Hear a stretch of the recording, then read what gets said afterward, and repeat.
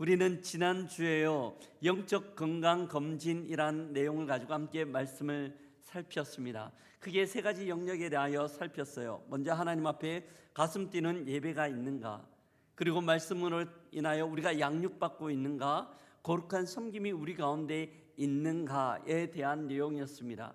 여러분이 지난주에 받으셨던 주보 안에는 이 세 가지 검진 항목에 대하여 하나씩 체크하며 우리의 수준, 우리의 상태가 어디까지 와 있는지를 점검하였습니다. 여러분 한번 해보셨나요? 그리고 어떤 생각이 드셨나요?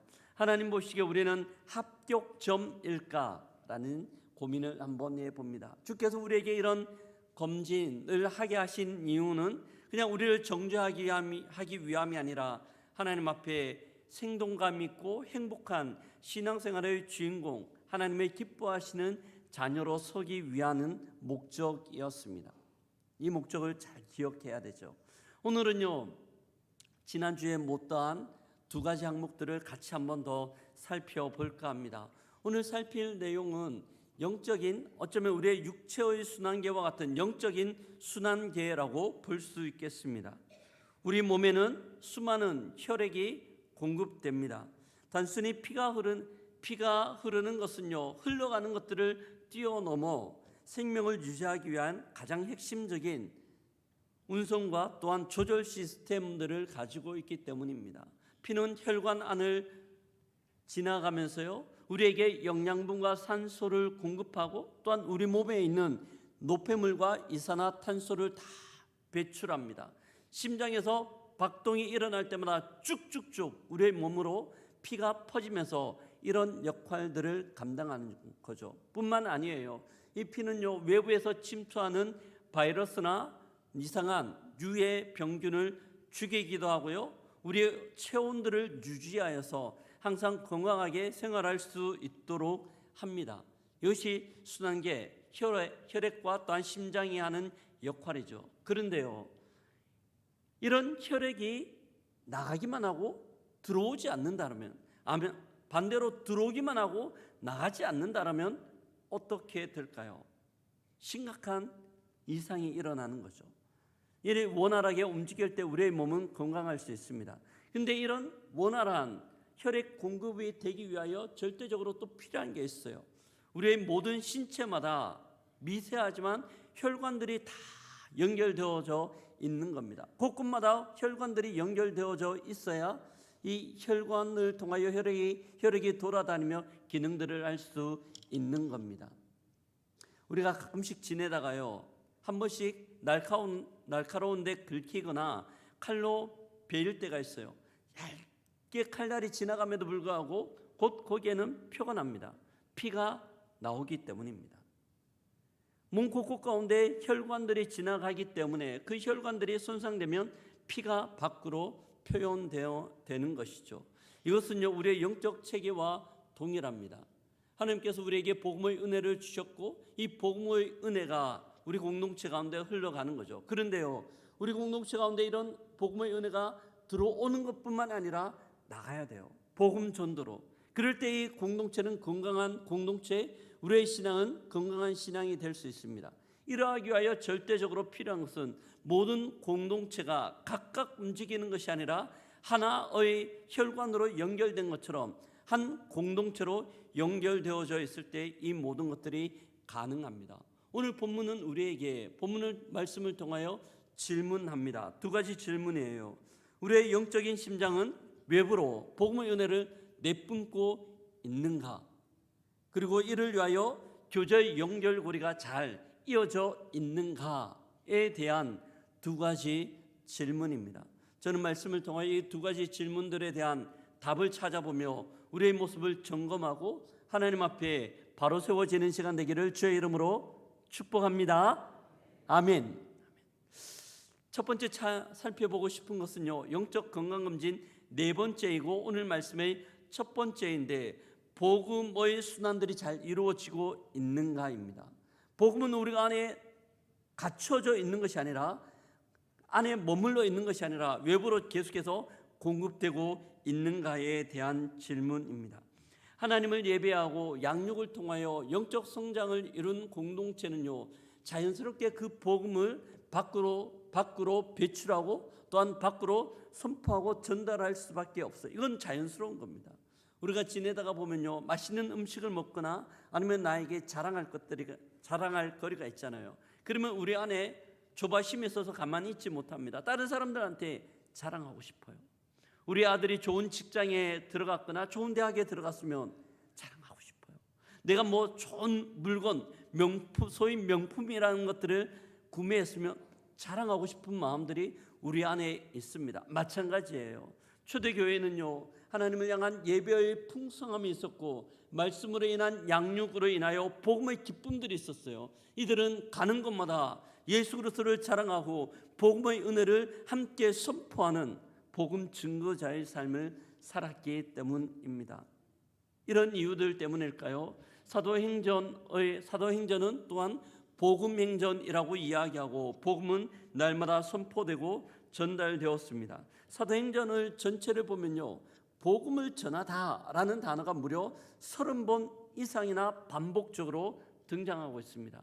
곳곳마다 복음을 전하다, 복음을 전하다, 복음을 전하다라고 이야기하는 거죠. 초대교회는요, 복음 전도가 어쩔 수 없이 행하는 의무가 아니라 그들의 선택적 사역이 아니라 자연스럽게 뿜어져 나오는 삶이었고 기쁨이었기 때문입니다. 그런데요, 이들이 살았던 초대교회의 상황을 보면 이들의 모습이 자연스럽지 않다는 것들을 쉽게 이해할 수 있습니다. 초대교회가 살았던 1세기 유대 사회는요, 복음을 가지고 살아간다는 것들은 참 쉽지 않았어요. 제자들은 복음 전하는 것 때문에 법정에 서기도 하고 감옥에 갇히기도 했습니다. 스데반은 예수님을 믿는 것, 복음 때문에 순교의 제물이 되었고 수많은 예루살렘 초대교회 공동체 성도들은 예수 믿는 것 때문에 자기의 고향을 등지고 뿔뿔이 흩어져서 이방인의 삶들을 살 수밖에 없었습니다. 그런데 그러함에도 불구하고 이것이 참 고통이에요. 만약 우리 시대에 이런 일이 있다라면 저조차 장담하지 못할 것 같아요. 저조차 예수 그리스도를 증거하고 복음 전하는 것 쉽지 않을 것 같습니다. 그런데 초대교회는 그렇지 않았어요.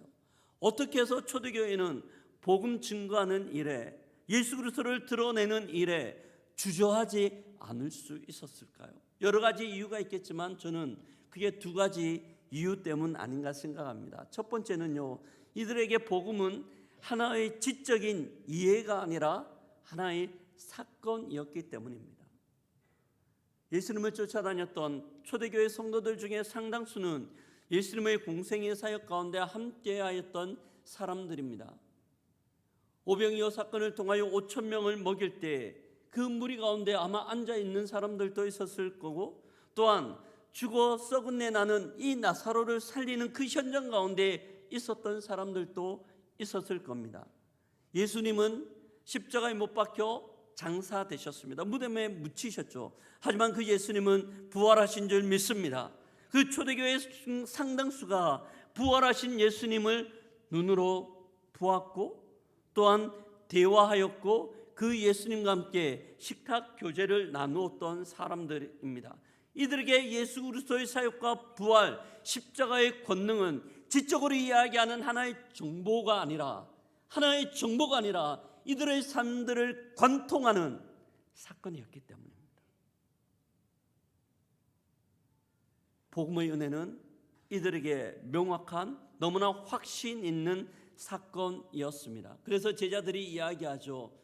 내가 보고 들은 것들은 말하지 않을 수 없다라고 이야기합니다. 뿐만 아니라 사도행전 2장 20절에서 이렇게 우리에게 말씀하는데요, 같이 한번 읽어보겠습니다. 이 예수를 하나님이 살리신지라 우리가 다 이 일의 증인이로다. 이 예수를 하나님이 살리신지라 우리가 이 모든 일의 증인이라고 이야기합니다. 초대교회는요, 혹시 아닐지도 모르겠는데 혹시 다를 수도 있지 않을까라고 생각하지 않았어요. 이 일들 가운데 이들은 명확한 증인이었고 분명하다는 확신들이 있었습니다. 이러하게 이들은 복음 증거를 의무나 짐처럼 여기지 않고 이들이 마땅히 감당해야 되는 사명, 사역으로 생각했던 것이죠. 또한 이들이 복음 증거자가 될 수 있었던 이유는요, 이 복음 증거자의 사명은 예수님께서 남겨주신 명령이었기 때문입니다. 한 인생이 그 인생을 마무리하며 남긴 말을 유언이라고 이야기합니다. 이 유언은 가볍지 않아요. 그 인생 전체를 농축시킨 무게 있는 말이기 때문에 유언을 듣는 사람들은 가볍게 생각하거나 그냥 흔히 넘겨버리지 않습니다. 청개구리가 그 냇가에 엄마의 무덤을 지었던 이유가 유언이기 때문이죠. 유언은 그 정도로 무겁습니다. 우리가 너무나 잘 알고 있는 사도행전 1장 8절은요, 예수님께서 승천하시면서 마지막으로 남기신 말씀이에요. 마치 유언과 같은 말씀이죠. 너무나 잘 아는 내용인데요, 우리가 한번 암송같이 한번 해볼까요? 사도행전 강해 시리즈 하면서 여러 번 나올 겁니다. 사도행전 1장 8절을 함께 암송합니다. 오직 성령이 너희에게 임하시면, 시작. 오직 성령이 너희에게 임하시면 너희가 권능을 받고 예루살렘과 온 유대와 사마리아와 땅끝까지 이르러 내 증인이 되리라 하시니라. 아멘. 오직 성령이 우리에게 임하실 때 우리는 땅끝까지 이르러 뭐가 된다고 말씀합니까? 예수 그리스도의 복음의 증인되는 겁니다. 보고 들은 것, 경험한 것들을 말하지 아니할 수 없는 증인이 되는 거죠. 주께서 명령하신 마지막 명령입니다. 1세기 초대교회는요, 하나의 복음이 하나의 지식이 아니라 정보가 아니라 사건이었을 뿐더러 이들은 예수 그리스도의 명령을 유언처럼 가지고 있는 이들이었습니다. 복음 증거 너무나 명확하게 가는 곳마다 증인의 삶들을 살았던 것이죠. 근데 사랑하는 성도 여러분, 이런 복음의 증인 사건과 또한 예수 그리스도의 명령을 1세기 초대교회 성도들에게만 유효한 것일까요? 이들에게만 전달되고 이들만 따라야 되는 것일까요? 그렇지 않죠. 우리에게도 동일한 하나님의 명령이며 사건인 줄 믿습니다. 그래서 사도 바울은 이야기해요. 내가 복음을 부끄러워하지 아니하노니, 내가 복음을 부끄러워하지 아니하노니, 그런 복음을 부끄러워하지 않았습니다. 하지만 현대 교회는 이 말씀 가운데 우리의 내면을 다시 한번 살펴보아야 합니다.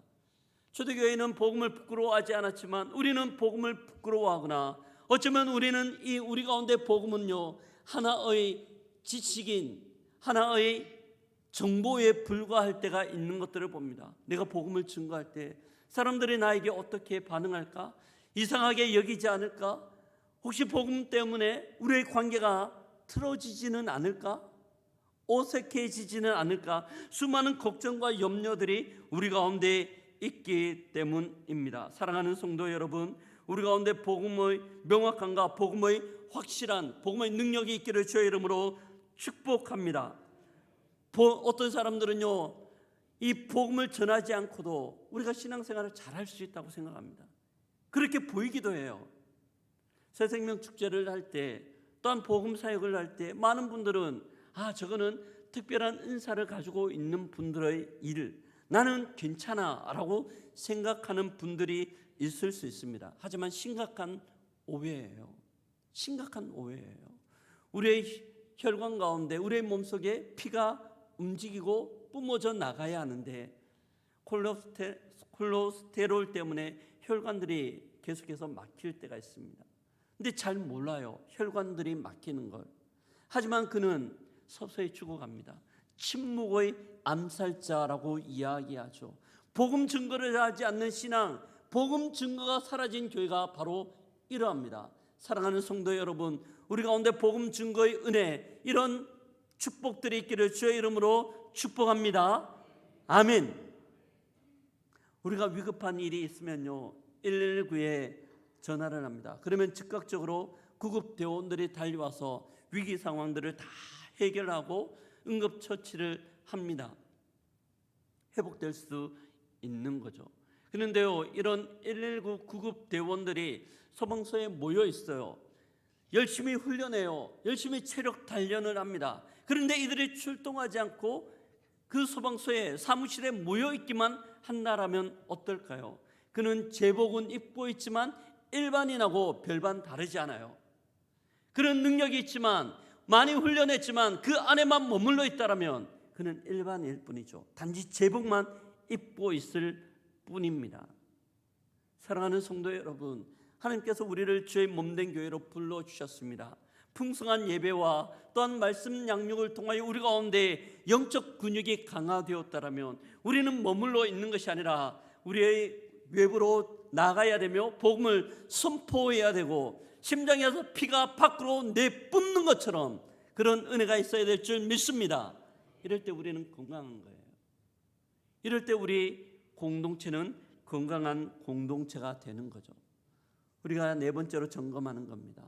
우리 가운데 복음의 이런 순환들이 일어나고 있는가? 아니면 우리 속에 멈추고 있는가?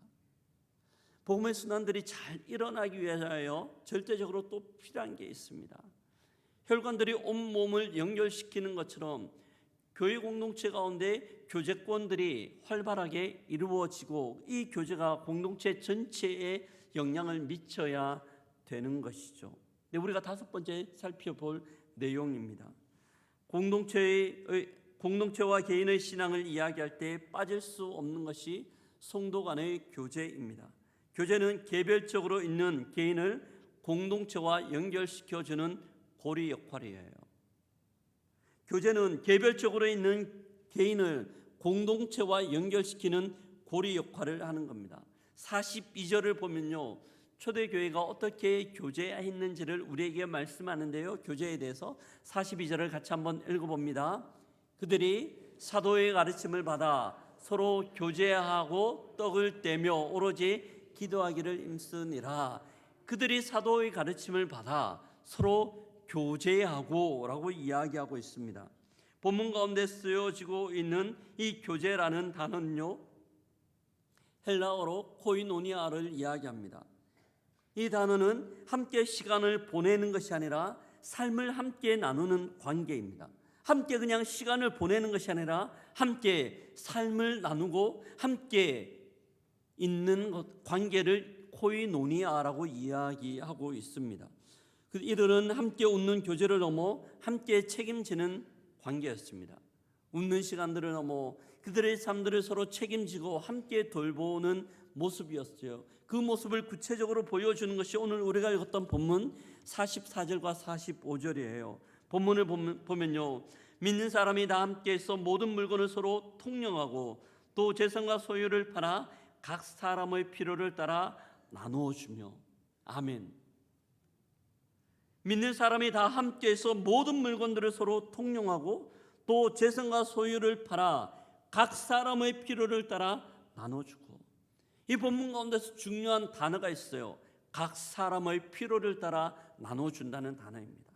각 사람의 필요를 따라 나눠주기 위해서는요, 모든 사람, 각 사람에 대한 형편과 그 사람의 상황과 그 사람의 처지들을 잘 이해해야 되죠. 누가 어려운지, 누가 힘든지, 누가 어떤 것들이 필요한지, 누가 도움을 요청하고 있는지 관심을 가지고 그들의 삶의 형편들을 보면서 하나씩 하나씩 채워가는 것, 각 사람의 필요를 따라 나눠주는 은혜입니다. 사랑하는 성도 여러분, 이것이 바로 영적으로 건강한 공동체의 모습이에요. 영적으로 건강하다는 것은 그 공동체에 얼마나 많은 사람들이 모이는가, 얼마나 좋은 양육 프로그램이 있는가 보다 더 중요한 것은 얼마만큼 공동체가 각 사람에 대한 관심과 각 사람을 돌보며 그 사람들과 함께 공동체를 이루어가고 있는가에 대한 문제입니다. 서로를 책임지는 거죠. 그래서 사도 바울은요, 갈라디아서 6장 2절에서 우리에게 이렇게 말씀하는데요, 함께 읽어봅니다. 너희가 짐을 서로 지라 그리하여 그리스도의 법을 성취하라. 너희가 짐을 서로 지라 그리하여 그리스도의 법을 성취하라고 말씀하고 있습니다. 서로 사랑하라는 그리스도의 법을 성취하는 거죠. 사도 바울은요, 공동체에 대한 관심들이 너무 많았어요. 그가 초대교회에 수많은 공동체를 세웠기 때문입니다. 그래서 그가 세운 공동체들이, 교회들이 건강하기를 원했어요. 그러면서 공동체에 대한 서신서를 쓰면서 공동체를 여러 가지 모습들로 표현합니다. 대표적인 게 두 가지예요. 집과 몸으로 표현하고 있습니다. 교회 공동체를 사람의 몸으로 그리고 우리가 살아가는 집으로 표현하고 있습니다. 우리의 머릿속에 그려지는 이미지는 달라요. 그런데 공통점이 있어요. 집과 몸은 서로 뗄래야 뗄 수 없습니다. 몸의 각 기관들은 떨어질 수 없고요. 집은요, 화장실과 문과 여러 가지 식탁과 식당과 변기가 떨어질 수 없어요. 서로 붙어 있어야 온전한 집의 역할들을 감당할 수 있는 겁니다. 초대교회도 마찬가지였어요.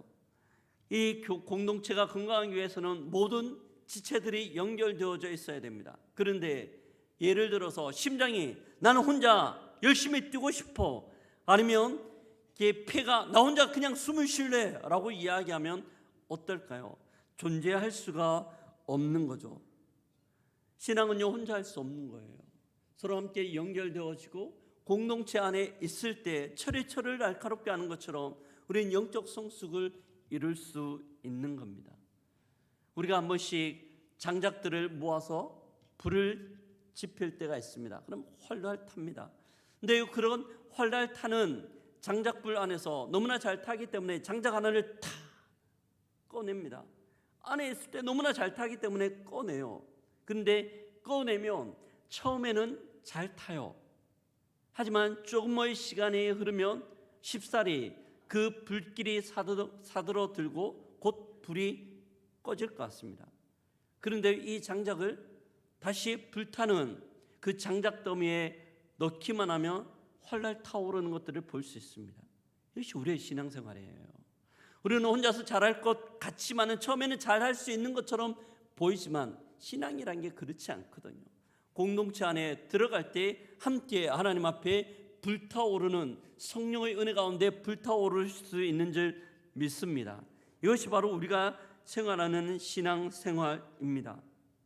이런 모습으로 우리 고연교회를 한번 볼까요? 우리 고연교회는 이런 교제가 잘 이루어지고 있습니까? 성도들이 서로 연결되어지고 있는가의 문제입니다. 제가 사역을 하면서요, 참 깊게 느끼고 깨닫는 게 있어요. 어느 정도 규모가 있는 공동체 교회들을 가보면 그 교회들 안에서 상당수의 사람들이 익명성이라는 그 군중 속에 그냥 들어가 있는 것들을 봅니다. 공동체 안에 들어가서 서로 교제해야 됨에도 불구하고 그냥 자기 혼자 간섭받기 싫어하며 익명성 속에서 신앙생활을 하는 거죠. 충분히 이해가 됩니다. 어떤 분들은 공동체 가운데 많은 사역들을 통하여 지쳐있는 분들도 있고요. 어떤 분들은 공동체 지체 간의 상처들 때문에 더 이상 교제를 통하여 사람들과 연결되는 것들을 부담스러워하기 때문입니다. 저도 그런 경험들이 있었기 때문에 어느 정도 이해가 됩니다.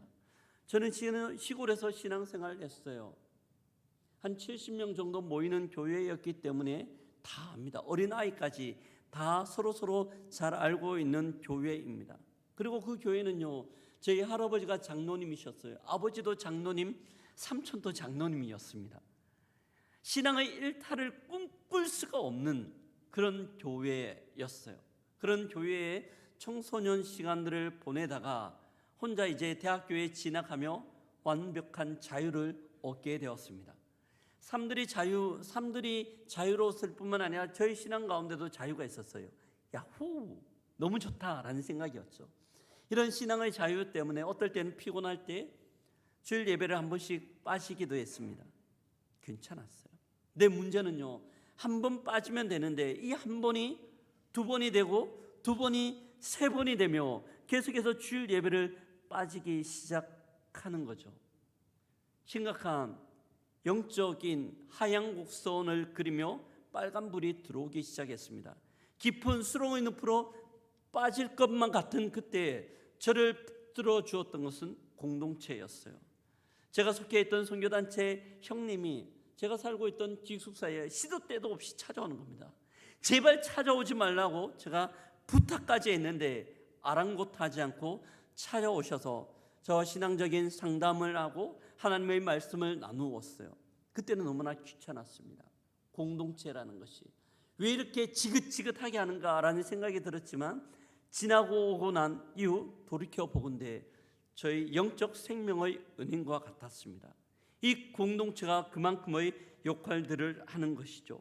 사랑하는 성도 여러분, 신앙은 개인적이지만 결코 개인주의적이지 않습니다. 신앙은 개인적으로 하는 것이지만 결코 개인주의적이지 않습니다. 공동체 안에 있을 때 함께 살아나는 줄 믿습니다. 이걸 잘 보여주고 있는 것이요, 느헤미야서예요. 느헤미야서를 보면 이스라엘 공동체가 바벨론의 포로로 잡혀져 있다가 귀환을 합니다. 엄청난 꿈이 있었을 거예요. 옛적 영광을 다시 회복할 것에 대한 기대함들입니다. 근데 막상 예루살렘에 돌아와 보니 그들의 눈 가운데 보이는 것은 처참한 환경이었습니다. 성벽은 무너져 있고 수많은 잡목들과 나무들이 성 안에 솟아나 있었습니다. 사람이 살 수가 없는 곳이었어요. 이때 느헤미야가 하나님께 기도하며 성벽 재건을 선포하고 이스라엘 백성들과 함께 그 재건 사역에 동참을 하게 됩니다.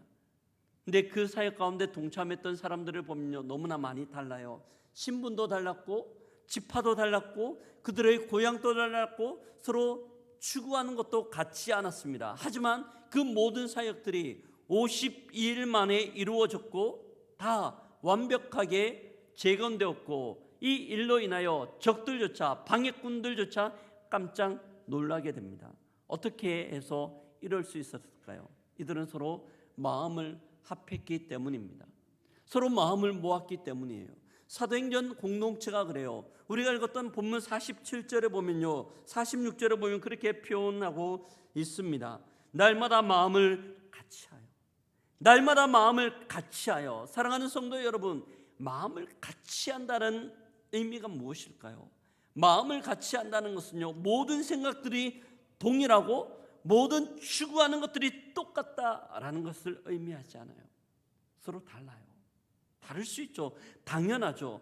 하지만 마음을 같이 한다는 것은 서로 다르지만 서로가 서로를 이해한다는 의미를 가지고 있어요. 추구하는 것도 다르지만 이해해요. 괜찮아요. 그들이 서로 원하는 것도 다르지만 괜찮아요. 한 공동체 안에서 마음을 함께 나누고 있고 마음을 같이 하기 때문입니다. 그 공동체가 건강하다는 것들을 무엇으로 알 수 있을까요? 서로 다름을 얼마만큼 품어낼 수 있는가? 서로 다르지만 얼마만큼 이해하고 연합할 수 있는가가 그 공동체의 실력을 입증하는 척도입니다. 사랑하는 성도 여러분, 우리 고영교회 어떻습니까? 정직하게 우리 공동체를 보며 또한 우리의 신앙을 봅니다. 서로의 다름에 대하여 이해하고 품어내며 서로 연합하고 있습니까? 이런 은혜가 초대교회의 공동체와 같이 마음을 같이 하는 은혜가 있을 때 우리 고영교회 또한 우리 신앙은 건강한 신앙이 될 수 있는 거죠. 이런 은혜가 있기를 주의 이름으로 축복합니다. 아멘. 서로 다름이 틀린 것이 아니라 조화를 이루는 것, 그것이 마음을 같이 하는 거예요. 서로 교제하며 은혜로 연결된 공동체, 초대교회 공동체의 모습이었습니다. 우리가 점검하는 영적 건강 검진 마지막 항목이었어요. 이제 말씀을 마무리하며 또한 나누고 싶은 것은요, 이런 건강한 공동체의 영향, 결과입니다. 건강한 공동체는요, 그냥 가만히 있지 않아요. 혹시 여러분 근묵자흑, 근주자적이라는 말을 들어보셨습니까?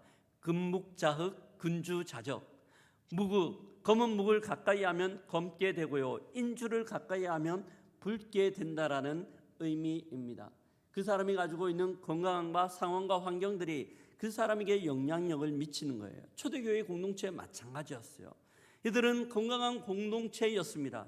이 건강한 공동체는요, 당연히 예루살렘 공동체 가운데 영향력을 미쳤는데요, 47절의 말씀입니다. 함께 읽어보겠습니다.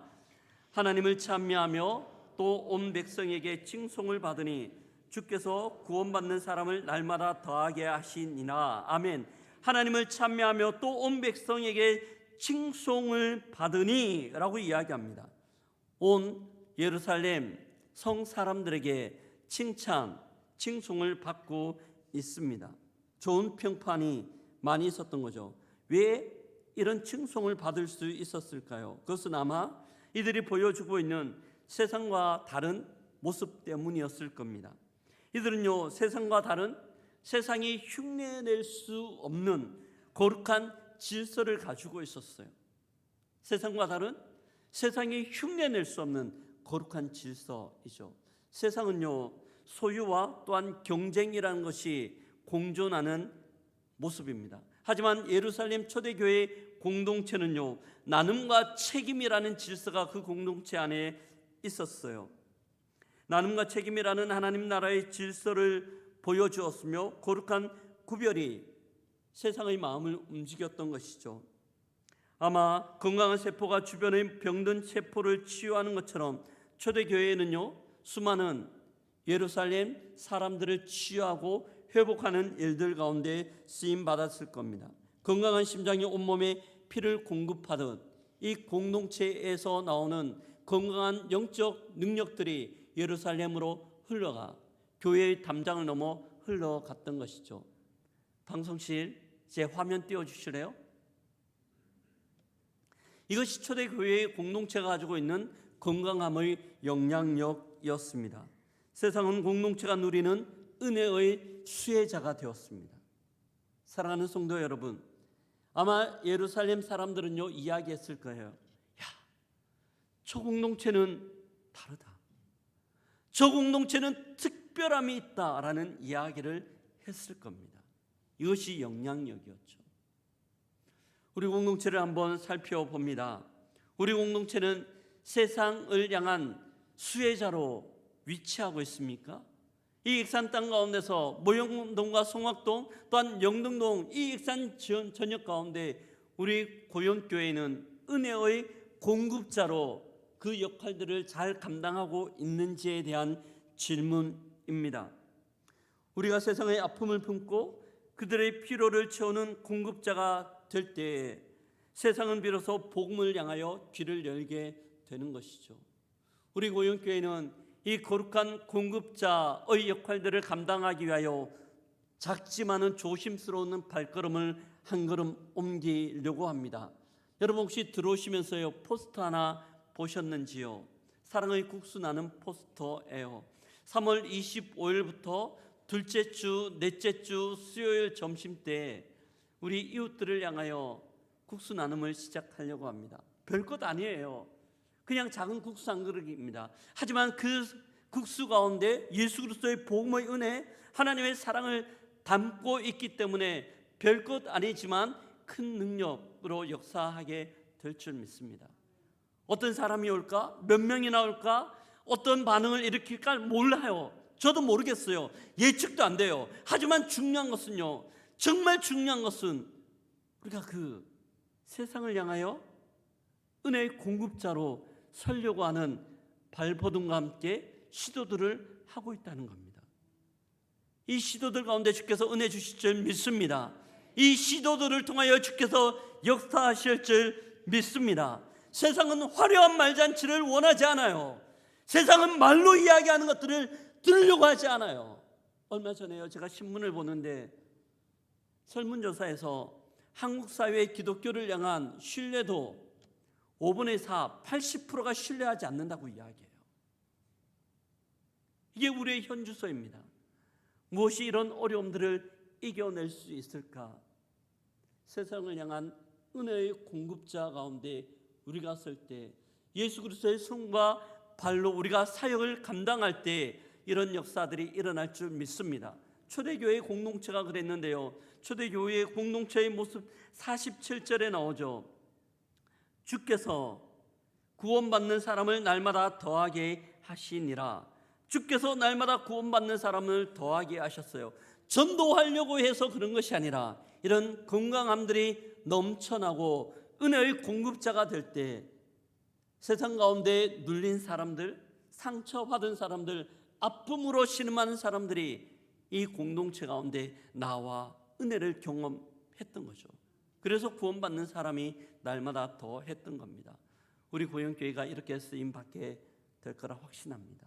주께서 은혜 베풀어 주시면 우리가 은혜의 공급자로 설 때 건강한 공동체로, 건강한 신앙으로 우리 각자가 나갈 때 가능한 거죠. 말씀을 마무리합니다. 사랑하는 성도 여러분, 우리는 2주 동안 영적 건강 검진을 했습니다. 5가지 영역이었어요. 우리의 예배, 또한 양육, 섬김, 복음 전도, 교제. 우리 이 5가지 영역 가운데 우리의 결과지에는 어떤 내용들이 적혀져 있을까요? 여러분들의 신앙, 또한 저의 신앙, 우리 공동체 가운데는 어떤 결과들이 나올까 생각해 봅니다. 사랑하는 성도 여러분, 이상검진 있는 것, 이상이 발견되는 것, 이것이 우리를 수치스럽게 할 수 있지만 정죄는 아니에요. 주님께서 우리에게 이런 말씀을 하시는 이유는 우리를 정죄하기 위함이 아니라 보다 건강하고 행복한 신앙생활의 주인공으로 서기 위함이죠. 사랑하는 성도 여러분, 신앙은 멈춰서 있을 수 없습니다. 멈추는 순간 약해질 수밖에 없어요. 우리의 혈관 가운데 막혀져 있는 부분들이 있습니까? 우리의 작은 섬김과 순종은요, 막혀져 있는 혈관들을 뚫어내며 다시 한번 온몸 가운데 건강한 혈액이 흐르게 하고 살아날 수 있도록 하는 원동력이 됩니다. 2주 동안 말씀을 들으며 하나님 각자에게 하신 말씀들, 깨달음이 어떤 걸까요? 저는 알지 못해요. 하지만 분명한 것은 주님께서 말씀하셨습니다. 주님께서 말씀하셨습니다.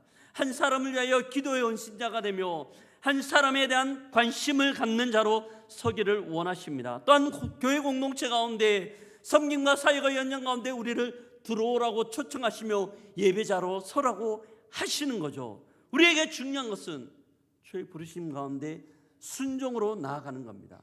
우리의 신앙이 다시 한번 건강검진을 통하여 보고 지나치는 것이 아니라 거룩한 순종을 통하여 영적 기백 가운데 일어설 수 있는 은혜가 있기를 주의 이름으로 축복합니다. 아멘.